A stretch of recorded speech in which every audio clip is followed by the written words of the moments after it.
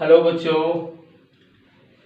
तो आज का हमारा टॉपिक है फिजिक्स में relation between mechanical advantage, velocity ratio and efficiency of a machine. ये जनरल मशीन के लिए है, चाहे वो मशीन लीवर हो, पुली हो या गियर सिस्टम हो, कुछ भी हो, ये रिलेशन सब में सेम होगा। तो क्या रिलेशन है? तो रिलेशन है M A of machine is equal to efficiency into velocity ratio. MA stands for mechanical advantage of a machine is equal to efficiency into velocity ratio. अब इसी को हमें प्रूव करना है। कैसे होगा? तो चलिए इसकी शुरुआत होगी एफिशिएंसी के डेफिनेशन से। क्या होता है? तो since efficiency is equal to work output by work input, अगर आपको याद हो तो यही होता है। यानी कि वर्क आउटपुट मतलब work done by the machine on the load which is equal to load into displacement in load. By work input means work done by effort in the machine, यानी कि effort into displacement in effort. तो एक बात बताइए, तो इसको हम चाहें तो load is to effort into DL by TE भी लिख सकते हैं। अच्छा एक बात बताइए, तो अगर डीएल और डीई के फॉर्म में वेलोसिटी रेशियो को एक्सप्लेन करें तो कैसे होगा?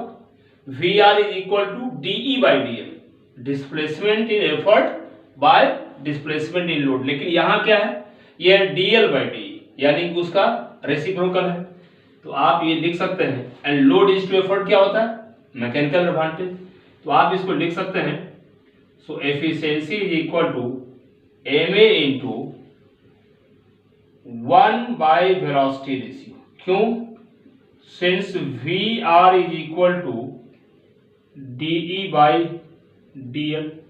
तो बताइए डीई बाई डीएल अगर वी आर है तो डीएल बाई डीई क्या होगा?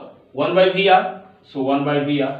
अब इस वी आर को अगर हम इधर ले आए तो V R into efficiency will be equal to M A, यानी कि M A is equal to efficiency into velocity ratio. This is applicable for all kinds of machine. इसको आप याद रखिएगा, कभी कभी एग्जाम में भी ये प्रूफ पूछ देता है कि establish a relationship between mechanical advantage, efficiency and velocity ratio of a machine. बहुत आसान है। शुरुआत करना है एफिशिएंसी के डेफिनेशन से, which is defined as the ratio of work output the work input. Work output load into DL by work input effort into D, D stands for displacement in effort. और फिर आप इस तरह से इसको कर सकते हैं। इसको जल्दी से आप लोग लिख लीजिए। तो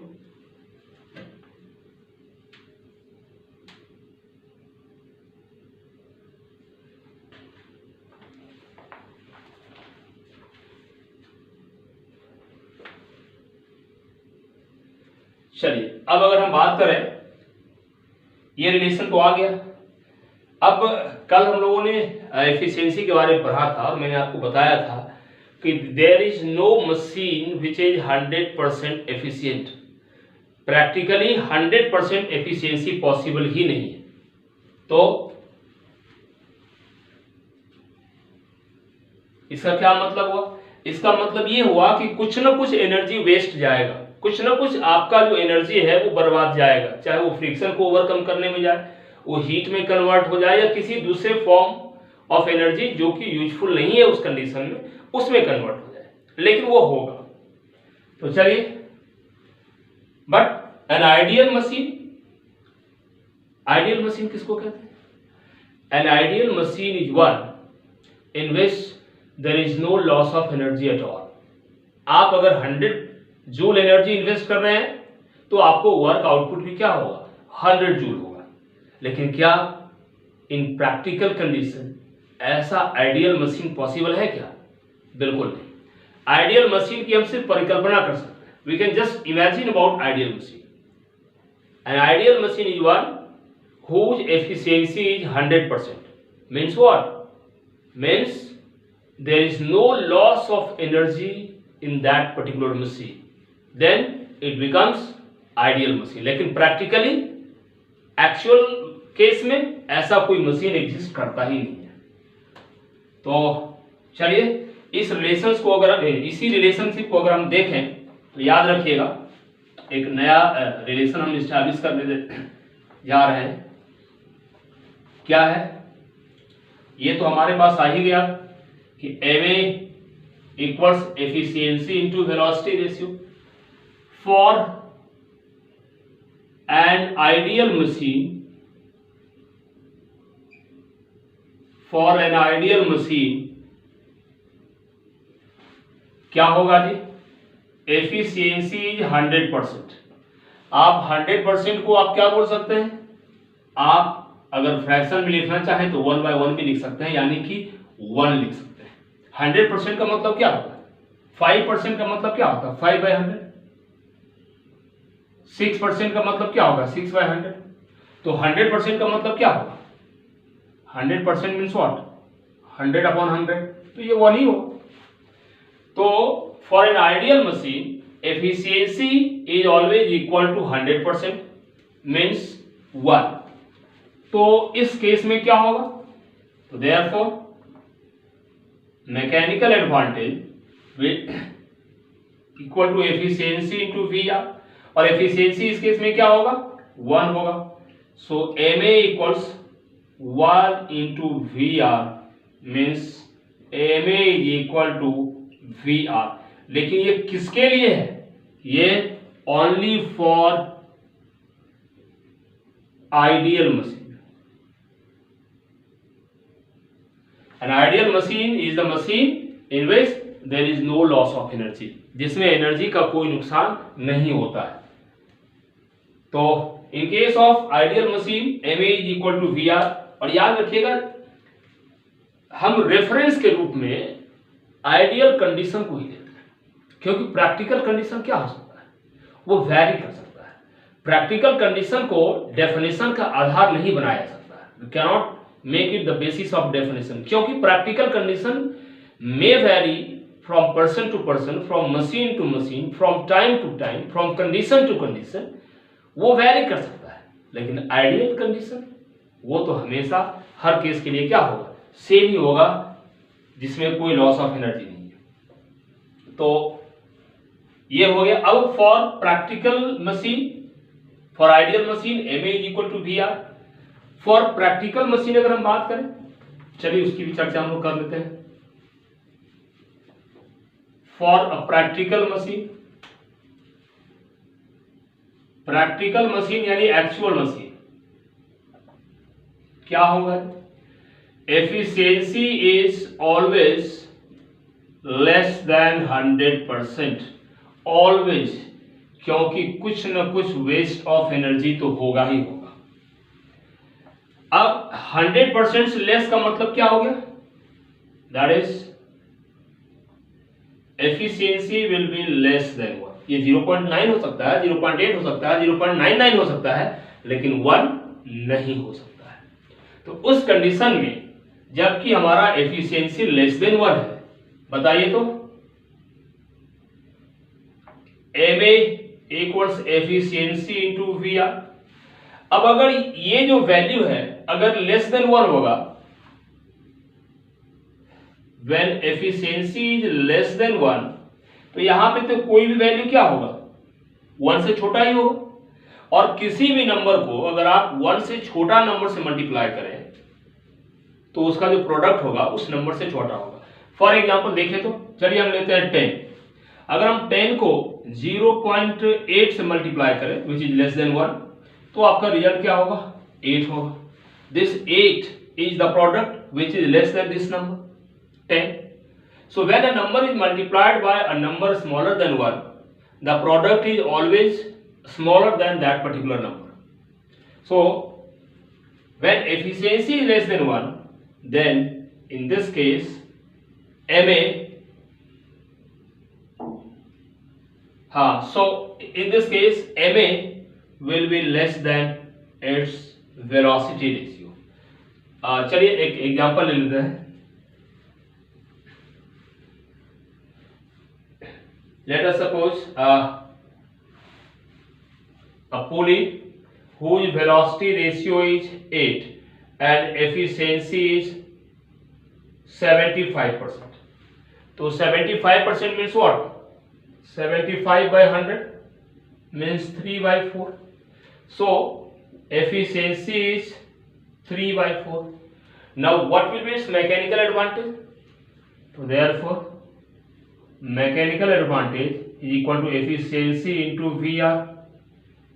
Efficiency is 3 by 4 and velocity ratio we have got it 8, 4 2 8 यानी 6. When velocity ratio is 8 then mechanical advantage is 6. Of course 6 is less than 8 or not? बिल्कुल है. तो ऐसा क्यों हुआ? क्योंकि इसकी एफिशिएंसी लेस देन 100% है, यानी कि ये एक प्रैक्टिकल मशीन है. तो प्रैक्टिकल मशीन के केस में मैकेनिकल एडवांटेज हमेशा ही वेलोसिटी रेशियो से कम. तो दो कंडीशन हमने आपको बताया.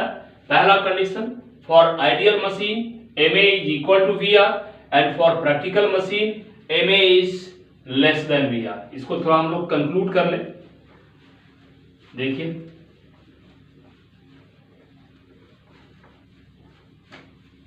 अभी तक का जो कंक्लूजन है उसको जरा हम लोग देख लें. फॉर एन आइडियल मशीन, अगर हम आइडियल मशीन की बात करें तो MA is equal to VR. For a practical machine को ही हम लोग एक्चुअल मशीन भी कहते हैं, जो रियल सेंस में एग्जिस्ट करता है. MA is always less than VR, always. और तीसरा फॉर एनी मशीन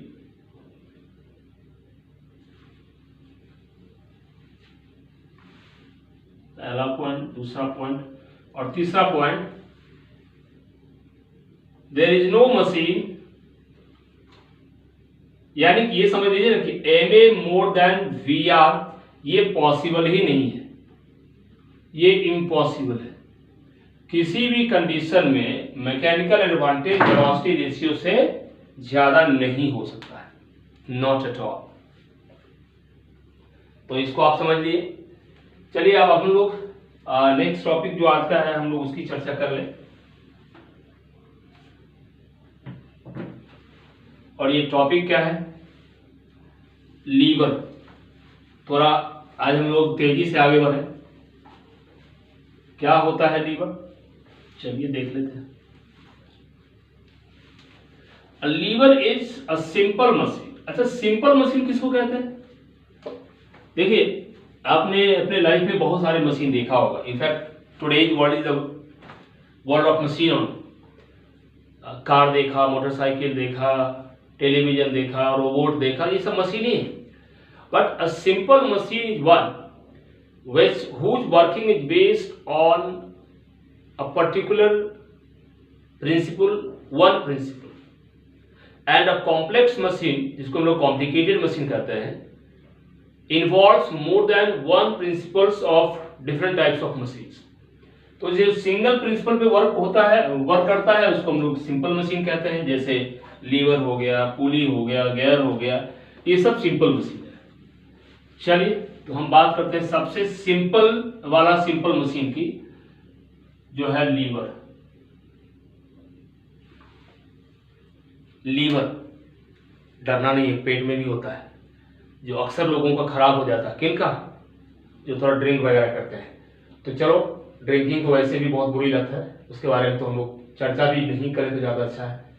ये लीवर है, LEVER, वो होता है LIVER. यही डिफरेंस है. लीवर क्या है? A lever is a rigid, straight और bent bar, means rod, which is capable of turning about an axis, and that axis is called in this case fulcrum. तो क्या है? A lever is a straight or bent rigid bar, which is bar or rod, which is capable of turning about a point.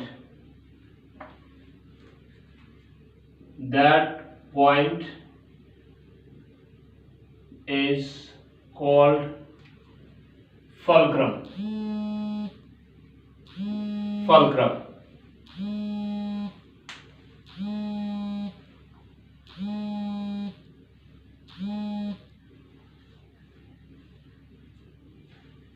That point is called fulcrum. ठीक है, अच्छी बात है. It is of, अच्छा, its working is based on the principle of moment. It works on the principle of moments. It works on the principle of moments. मतलब क्या हुआ? मतलब ये हुआ कि in this case, in the state of rotational equilibrium, sum of clockwise moment will be equal to sum of anti-clockwise moment. अगर आपको law of moment याद हो तो, नहीं याद है तो याद तो करना पड़ेगा. ठीक है. A lever means principle of moments means what? In rotational equilibrium, total clockwise moment is equal to total anti-clockwise moment. यही तो है आपका लॉ ऑफ मोमेंट. हम लोग इसी का इस्तेमाल करने वाले हैं लीवर के केस में. तो चलिए हम लोग लीवर के कैटेगराइजेशन को देख लें. A lever depending upon the position of effort, load and fulcrum is categorized into three categories. क्या था? तो लीवर ऑफ क्लास 1,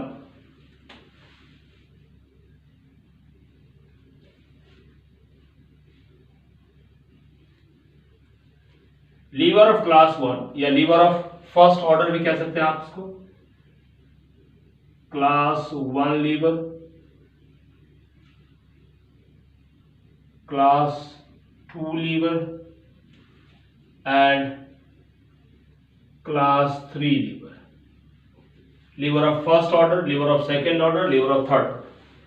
ठीक है. अब ये लीवर ऑफ क्लास 1 क्या है?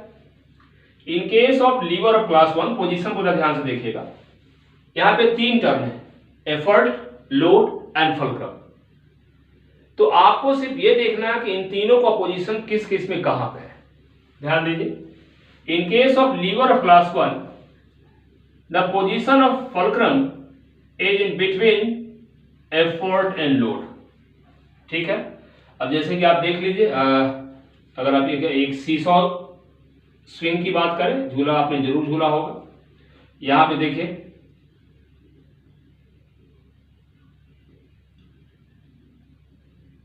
एक बंदा यहां बैठा है, ये आपके लिए लोड है. आप यहां बैठे हैं, आप एफर्ट यहां लगा रहे हैं, ये लोड यहां है, और इसको टर्न रोटेट करना है इस पॉइंट के अबाउट, इसलिए फल्क्रम ये है. तो अगर फल्क्रम का पोजीशन बीच में हो एफर्ट और लोड के, कहीं भी, यहां हो, यहां हो, यहां हो, कहीं भी हो, तब इसको हम लोग लीवर ऑफ क्लास 1 कहेंगे. याद रखना, बीच में कौन होना चाहिए? फल्क्रम. अगर बीच में लोड है तो फिर ये लीवर ऑफ क्लास 2 होगा. फॉर एग्जाम्पल देखिए आपने, यानी कि यहां पे एफर्ट, लोड, फल्क्रम. आपको मिडिल पार्ट को ही देखना है. एफर्ट इधर हो सकता है, फल्क्रम इधर हो सकता है. लेकिन लोड को बीच में ही रखना। तो ये क्या होगा इस केस में, जैसे कि आप देख लीजिए एक बॉटल ओपनर या ठीक है नट क्रैकर, ये तो आपने जरूर देखा होगा, ठीक है ना।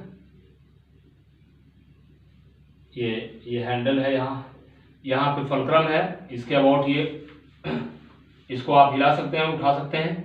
ये रहा आपका नट और यहाँ पे आपको एफर्ट लगाना है, तो ये लोड है। नट जो रेजिस्टिव फोर्स लगाएगा वही उसके लिए लोड होगा। तो इस केस में लोड बीच में है, इसलिए लीवर ऑफ क्लास 2 है।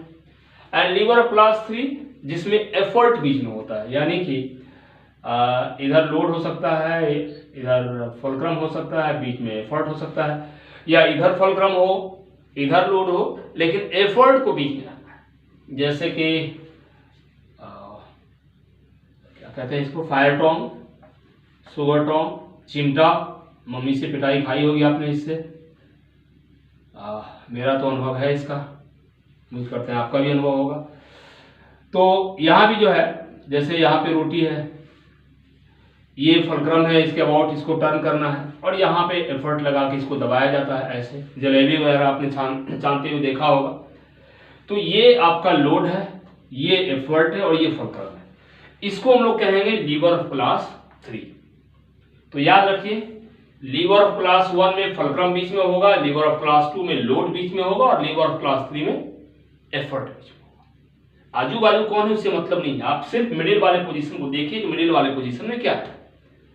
याद रखने के लिए मैं आपको एक तरीका बता दूं, ये देखिए, ये है आपका lever of class 1, for example lever of class 2 and lever of class 3। अब इसमें देखिए तो लीवर ऑफ क्लास 1 में क्या है, यहाँ पे आपको सिर्फ मिडिल वाले पार्ट को देखना है।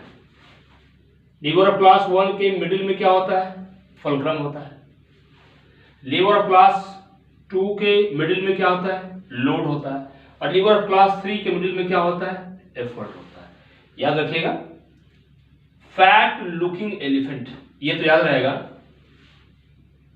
Fat looking elephant.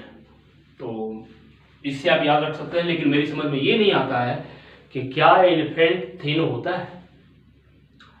चलिए ये चर्चा हम लोग बाद में कर लेंगे, वो तो फैटी होता है। तो फैट लुकिंग एलिफेंट ये आपको याद रहेगा, मुझे लगता है थोड़ा सा भी अगर आप इस पर ध्यान देंगे तो आप भूलेंगे नहीं। तो ये हो गया आपका लीवर का क्लासिफिकेशन। अब इसका हम लोग मैकेनिकल एडवांटेज कैसे निकालेंगे और किस केस में मैकेनिकल एडवांटेज कितना होगा, lever of class 1, lever of class 2, lever of class 3, तीनों को थोड़ा हमको बताना होगा।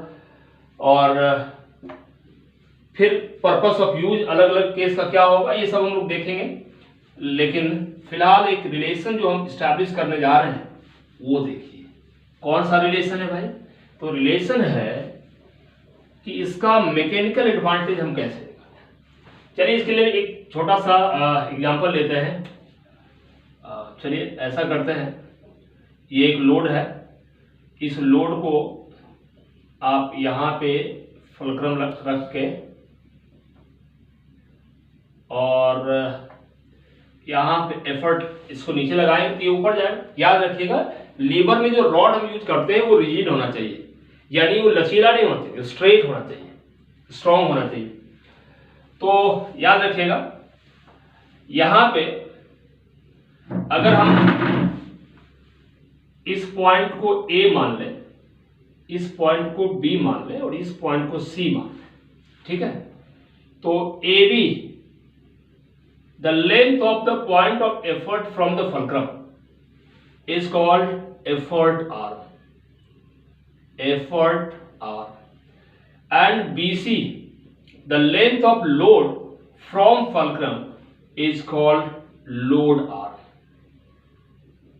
याद रखिएगा, एफर्ट आर्म और लोड आर्म का जो लेंथ है हमेशा फुलक्रम से मेजर किया जाएगा।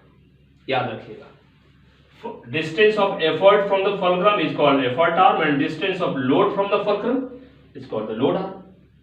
I hope you have no problem. चलिए ये तो हो गया। अब एक बात बताइए, तो हम कोई भी मशीन की तो मैंने पहले ही बताया कि जब उसके लिए हम कुछ फॉर्मूला डिराइव करते हैं तो कौन सा कंडीशन को कंसीडर करते हैं, आइडियल कंडीशन को। तो आइडियल कंडीशन में हम इसका इक्विलिब्रियम स्टेट लेते हैं। मान लीजिए ये जब ये अभी तो ये इक्विलिब्रियम में नहीं है, अभी तो देखिए ये है, ये क्लॉकवाइज है, क्लॉकवाइज मोमेंट ज्यादा है तभी इधर झुका हुआ है। लेकिन अगर हम इसके आइडियल कंडीशन की बात करें तो इस कंडीशन को लेना होगा, एकदम बैलेंस कंडीशन को। तो इन इक्विलिब्रियम स्टेट क्या होगा जी, clockwise moment will be equal to anti clockwise moment, या anti clockwise moment is equal to clockwise moment. ये तो आप जानते हैं। तो बताइए मोमेंट क्या होता है, मोमेंट कैसे निकालते हैं, फोर्स इनटू डिस्टेंस। डिस्टेंस कहां से, एक्सिस ऑफ रोटेशन से। इस केस में एक्सिस ऑफ रोटेशन क्या है, फलक्रम। तो यहां फोर्स लग रहा है F, तो यहां पे क्या होगा, यहां पे होगा एंटी क्लॉकवाइज मोमेंट यानी फोर्स यानी कि एफर्ट इनटू डिस्टेंस यानी एफर्ट R यानी E into AB will be equal to, यहां पे फोर्स कौन लग रहा है, लोड इनटू डिस्टेंस क्या है, BC।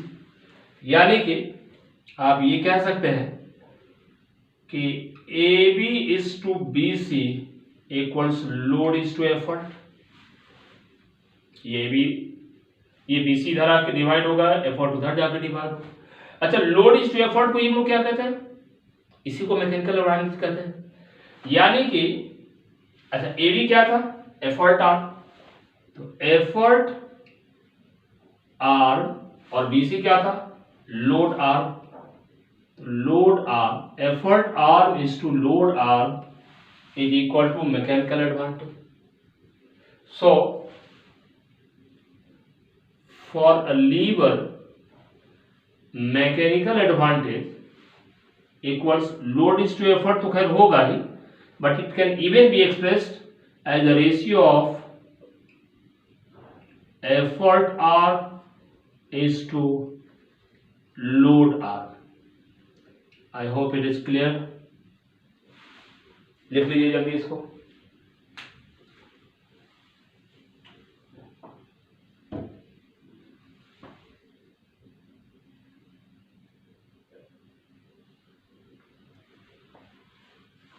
जल्दी से आप इसको लिख ले। हाँ, तो चलिए थोड़ा सा हम लोग ये देख लें कि भैया इसका मैकेनिकल एडवांटेज कम कब होगा 1 से, और 1 से ज्यादा